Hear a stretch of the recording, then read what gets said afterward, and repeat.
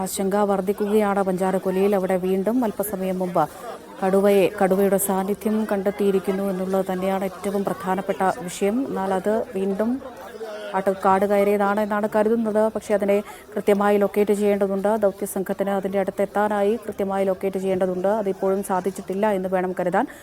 Chief veterinary surgeon Arun സക്രിയും സംഘവും കാട്ടിലേക്ക് പോയിട്ടുണ്ട് എന്നാണ് നമ്മുടെ റിപ്പോർട്ടർ ഫൈസൽ നെടുമ്പാല അവിടെ നിന്ന് റിപ്പോർട്ട് ചെയ്യുന്നത്.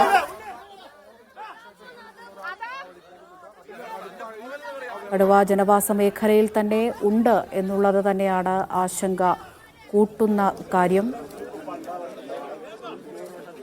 ഫൈസൽ നെടുമ്പാല വിവരങ്ങൾ നൽകാനായി ചേരുന്നുണ്ട്. ഫൈസൽ, അവിടെ നിന്ന് ആളുകളെയൊക്കെ സുരക്ഷിതമായി മാറ്റാൻ നിലവിൽ കഴിഞ്ഞിട്ടുണ്ടോ? ആശങ്ക കൂട്ടുകയാണ് നിലവിൽ ലഭിക്കുന്ന വാർത്തകൾ വെച്ച് നോക്കുകയാണെങ്കിൽ. എന്താണ് ലഭിക്കുന്ന വിവരങ്ങൾ?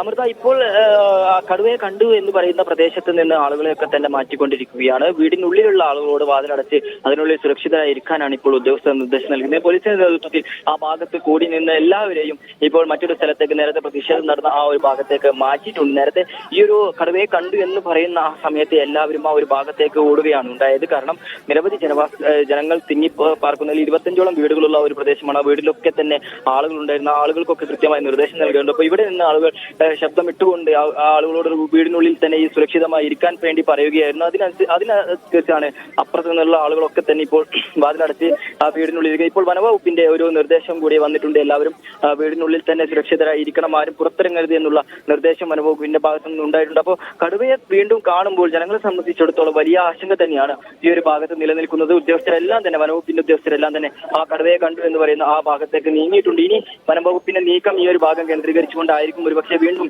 കടുവ ഇറങ്ങാനുള്ള ഒരു സാധ്യത ഈ ഒരു അവസരത്തിൽ തള്ളിക്കളയാൻ കഴിയില്ല. കാരണം വീണ്ടും ഇന്നലെ 5 മണിക്ക് മുമ്പ് കടുവയെ കണ്ടു.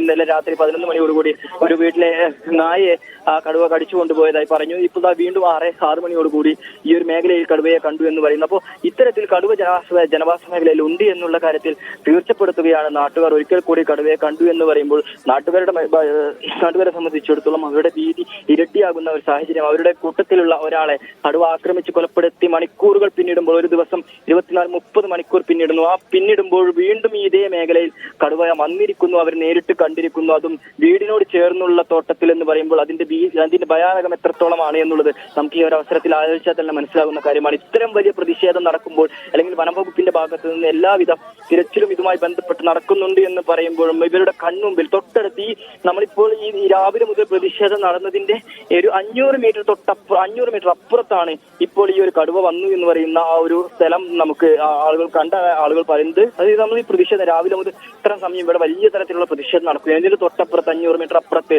അതേ 25 വീടുകളോളമുള്ള ആ ഒരു ഭാഗത്ത് വീണ്ടും കടുവയെ കണ്ടു എന്ന് പറയുമ്പോൾ അത് എത്രത്തോളം ഭീതിയാണ്, എത്രത്തോളം ഭീകരമാണ് എന്നുള്ള കാര്യത്തിൽ ഒരു തർക്കവും ഈ ഒരു അവസരത്തിലില്ല. ഇനി എന്തായിരിക്കും വനംവകുപ്പിന്റെ നീക്കം എന്നുള്ളത് നമുക്ക് കാത്തിരുന്ന് കാണേണ്ടി വരും. എന്തായാലും വനംവകുപ്പിന്റെയും പോലീസിന്റെയും ആർആർടിയുടെയും സംഘങ്ങൾ ആ ഒരു ഭാഗത്തേക്ക് തിരിച്ചിട്ടുണ്ട്. ഈ ഭാഗത്ത് ജനങ്ങൾക്കെല്ലാം തന്നെ ജാഗ്രതാ നിർദ്ദേശം നൽകിയിട്ടുണ്ട്. വീടിന് പുറത്തേക്ക് ആരും ഇറങ്ങരുതെന്ന് പറഞ്ഞിട്ടുണ്ട്. ഇപ്പോൾ കൂട്ടം കൂടി നിൽക്കുന്ന ഈ സമരത്തിലേക്ക് വന്ന ആളുകൾ ആ ഭാഗത്തേക്ക്, ഇപ്പോൾ നേരത്തെ കടുവയെ കണ്ടു എന്ന് പറയുന്ന ആ ഭാഗത്തേക്ക് പോകാതെ പോലീസിന്റെ ഭാഗത്ത് നിന്നുള്ള ഒരു നടപടി, അവരെ തടയുന്നതടക്കമുള്ള നടപടികൾ ഇവിടെ പുരോഗമിച്ചുകൊണ്ടിരിക്കുന്നു. എന്നിരുന്നാലും കടുവയെ കണ്ടു എന്നുള്ളത് തന്നെയാണ് ഈ ഒരു മണിക്കൂറിൽ ഏറ്റവും പ്രധാനമായി നമുക്ക് പറയാൻ കഴിയുന്നത്. അമൃത, ശരി ഫൈസൽ, തുടരുക.